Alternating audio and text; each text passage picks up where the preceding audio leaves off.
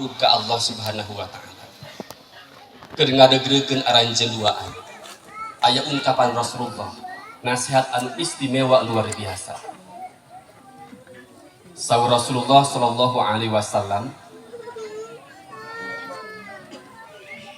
ihfazillah yahfazka, ihfazillah tajidhu tujahaka. Jaga Allah, maka Allah baris ngajaga anjeun. Jaga aturan Allah, maka Allah baris ngajaga anjeun. Jaga rumah tangga anjeun make agama, maka Allah bakal ngajaga kehebatan, keistimewaan, karomantisan, keberkahan rumah tangga anjeun.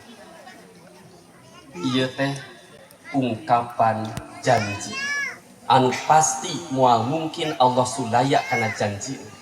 Naon diungkapkeun ku Rasul ieu pasti moal aya sulaya dina ungkapanana.